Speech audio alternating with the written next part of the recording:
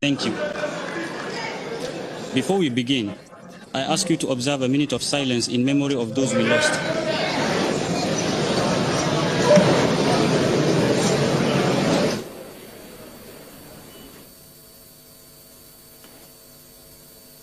Thank you.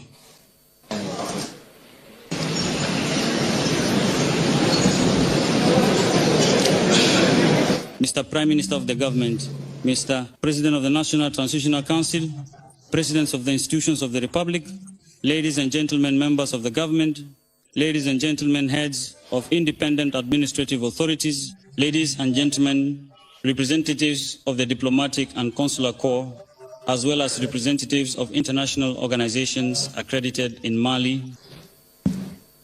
Mr. President of the Drafting Commission for the National Charter for Peace and National Reconciliation, ladies and gentlemen, members of the Drafting Commission for the National Charter for Peace and National Reconciliation, ladies and gentlemen, representatives of religious authorities and traditional leaders, ladies and gentlemen, heads of civil society organizations, distinguished guests, ladies and gentlemen.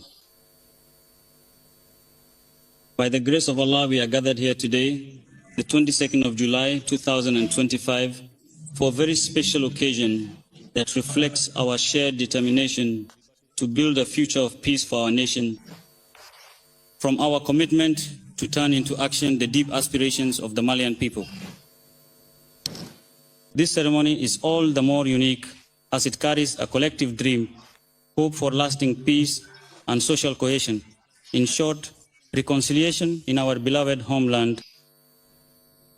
This solemn ceremony, marking the official handover of the draft National Charter for Peace and National Reconciliation, represents a decisive step in our collective quest for a better future. This charter, the result of an inclusive national dialogue rooted in our values, expresses Mali's regained sovereignty. It is a quest for peace, justice, and social cohesion. After so many upheavals, uncertainties, and resentments following or arising from crises or conflicts, the time has come to heal wounds, to listen to voices long silenced, and to look to the future under better auspices.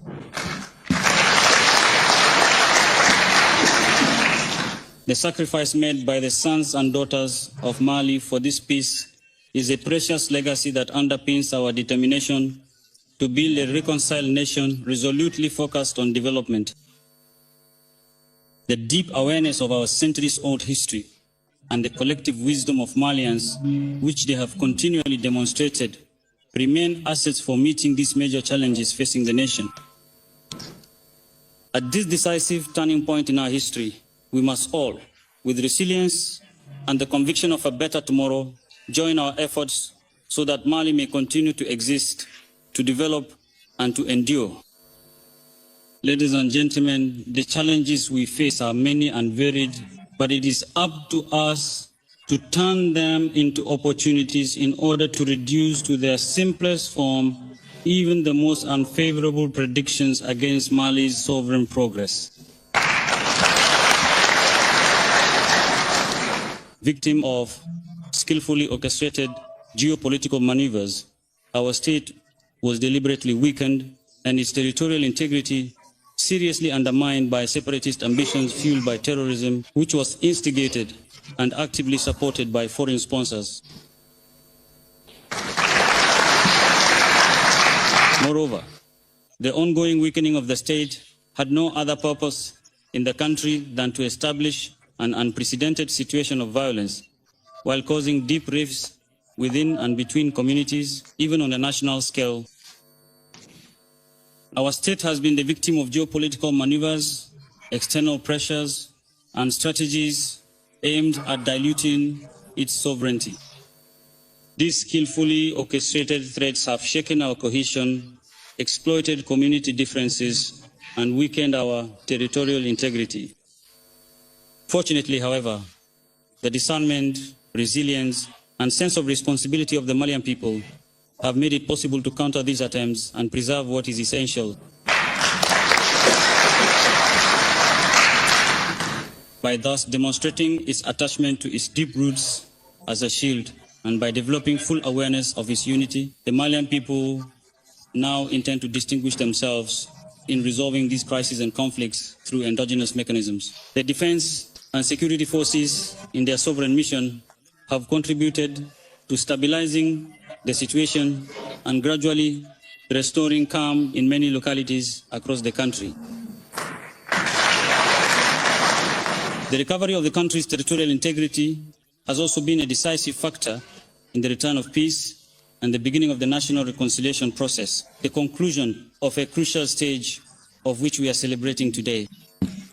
Of course, this refers to the drafting of the Charter for Peace and National Reconciliation, a document of great republican value which, I am convinced, will restore Mali's sovereignty over its own initiative for resolving crises or conflicts.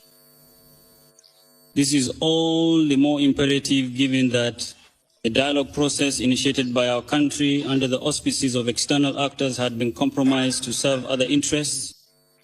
Such an externally driven process, in reality, offered no prospects for lasting peace among Malians. Quite the contrary. As a result, the Malian people had no choice but to take ownership of this important mechanism in order to establish a just and lasting peace framework in our country. Ladies and gentlemen, by initiating the inter-Malian dialogue, we have helped create the conditions for an open and sincere dialogue among Malians, free from any external interference. Far from any spirit of confrontation or even mutual accusation, the aim was, with humility and honesty, to dedicate ourselves to the pursuit of lasting peace. Ladies and gentlemen, one of the resolutions of this great forum concerned the drafting of a charter to enable Malians to lay the solid foundations for peace, reconciliation, social cohesion, and living together. It is in accordance with this will of the people that I decided to create a commission to draft the preliminary version of the National Charter for Peace and National Reconciliation.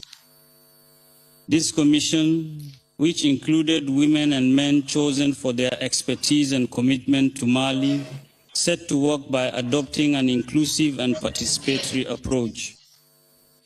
Thus, it consulted all socio-professional groups in the country, Malians living abroad, and the various state institutions. These important meetings made it possible to identify the major issues that affect peace, cohesion, and reconciliation in our country. But they also served as a framework to suggest possible solutions for effective reconciliation, which is the guarantee of lasting peace.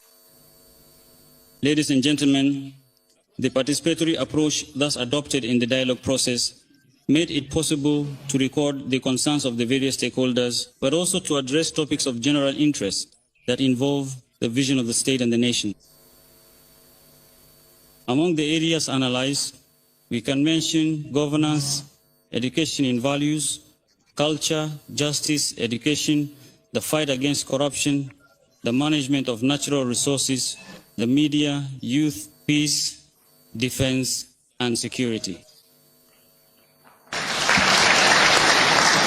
Ladies and gentlemen, in receiving the draft Charter for Peace and National Reconciliation, I remain convinced that there is every reason to hope for the fulfillment of the collective dream of Malians to build a future of peace, reconciliation, and social cohesion.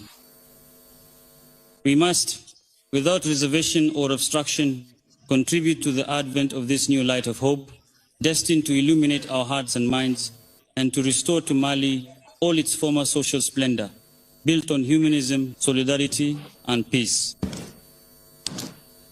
The trials we have endured together must now become the foundation of our renewed unity. By its noble purpose, the National Charter for Peace and Reconciliation must henceforth unite positive energies around our values and principles of peace and national cohesion. It must also serve as a guarantee of our social balance and our development policies. This charter is intended to become the common foundation for public policies, strategies for peace and reconciliation, and collective action for our future. It will guide our institutions, our traditional authorities, our civil society, and every citizen in the pursuit of a peaceful and united Mali. Ladies and gentlemen, before concluding, I would like to extend my sincere thanks to all the members of the Charter Drafting Committee, as well as to everyone who contributed to it. I would especially like to express my deep gratitude to the President of the Commission for the foresight, methodological rigor, and spirit of conciliation he demonstrated throughout this truly historic process. I hope that the Charter will serve as a reference document for all components of our nation and for all public institutions in every action that contributes to peace, reconciliation, social cohesion, and living together. Mali, committed to rebuilding a great and vital national dream, needs all of its children. Peace, reconciliation, and national cohesion are the essential conditions for harmonious life in society and for carrying out socio-economic development initiatives. We have shown that we are capable of rising above our differences to save what matters most, our shared homeland. We must persevere on this path, which is the only way forward if we want to safeguard the future of our nation. From now on, we must bring this charter to live not as a static text, but as a living compass to build a pure Mali together. May Allah bless Mali and protect the Malian people. Thank you.